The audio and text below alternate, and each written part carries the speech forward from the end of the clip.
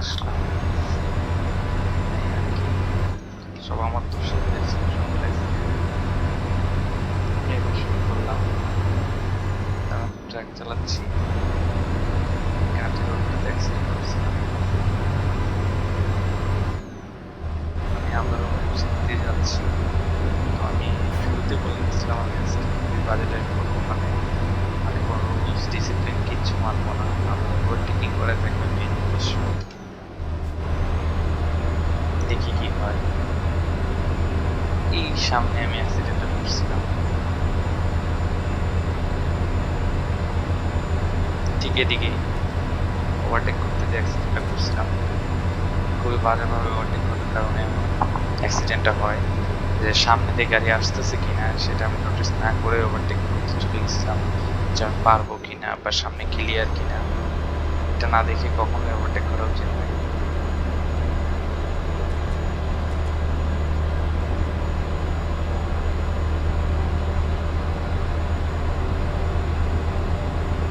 খুবই সুন্দর রোড।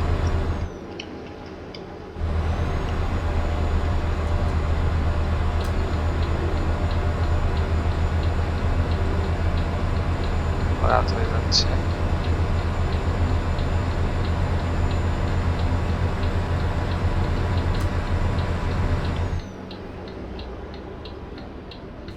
এবার ইন্ডিকেটর দেখছি উপর দিকে যাবে।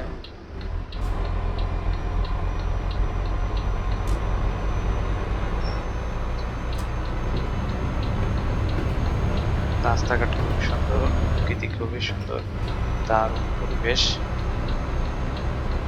পাহাড়ের মাঝে মাঝে বাড়িগুলা।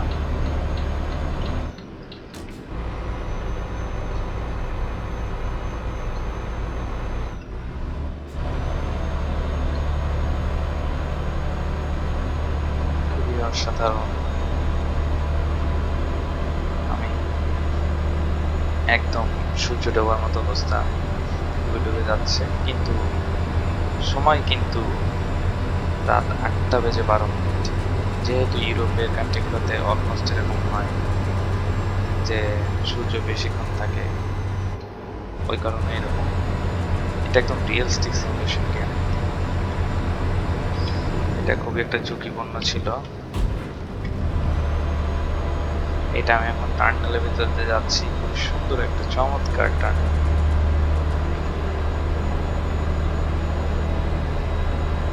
ওভারটেক করলাম,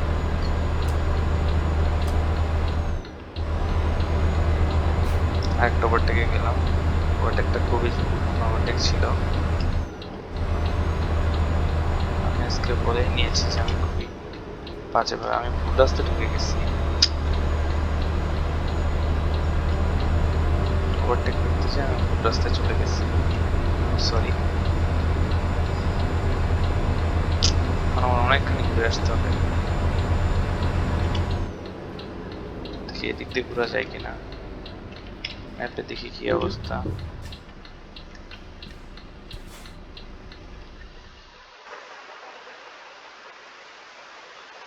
হ্যাঁ, আমি ভুল দিকে চলে যাচ্ছিলাম।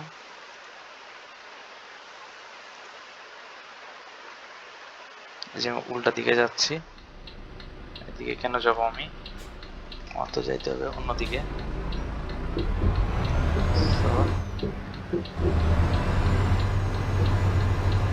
গাড়িটা ঘুরে নিলাম।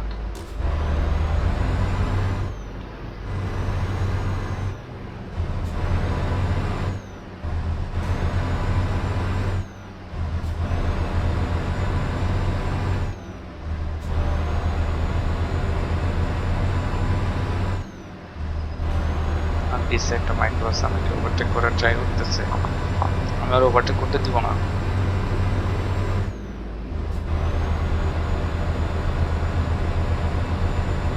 আবার সোজা গেলে বিপদ, আমার ডাইনে যেতে হবে।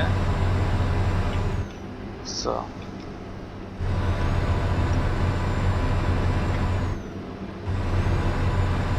টার্নিং এ এত স্পিড রাখা কখনোই উচিত নাই। অনেক স্পিড রাখছিলাম, যদি আমি কন্ট্রোল করতে পারছি। 70+ ছিল।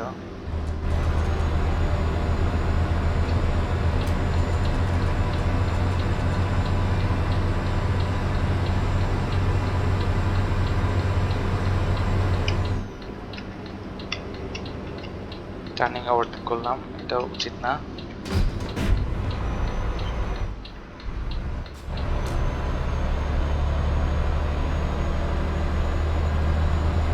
সামনে পুলিশের গাড়ি মামলা দিতেছে।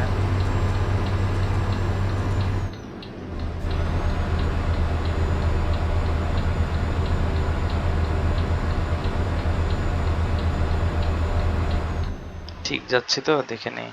হ্যাঁ, আমি ঠিক যাচ্ছি।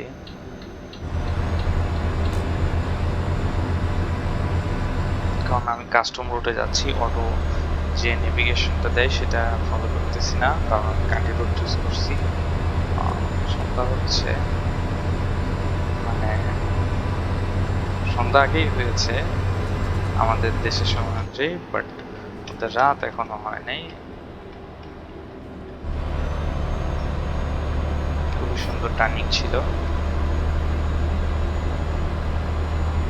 আমার মনে হয় তেল নেওয়া দরকার।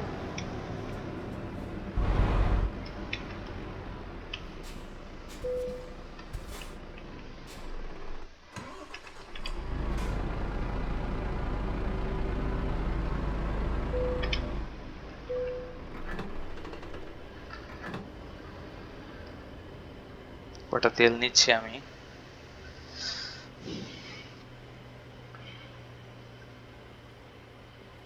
এটা হচ্ছে আমি যেহেতু ভাড়ায় গাড়ি চালাচ্ছি, কোম্পানি থেকে দিবে, আমি চলে যাই।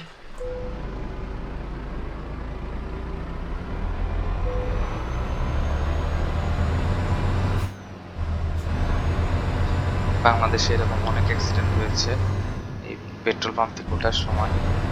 সবচেয়ে বড় অ্যাক্সিডেন্ট যেটা হচ্ছে চুয়াডাঙ্গা ডিলাক্স, আর হচ্ছে মিশুক মনির এর গাড়ি। সো আসলে কিছু করার নাই, যারা ছোট গাড়ি বা গাড়ি হচ্ছে হাইওয়েতে ঘুরবে তাদের বেশি খেয়াল করা উচিত যে হাইওয়েতে একটা গাড়ি কিভাবে যাচ্ছে। অবশ্য ওই ড্রাইভারটি এক্সপিরিয়েন্স ছিল চুয়াডাঙ্গা ডিলাক্সের, সে 35 বছর ধরে তার শুধু গাড়ি চালায়, হাইওয়ে বাস। সো দেখি এটার ওভারটেক করতে পারি কিনা।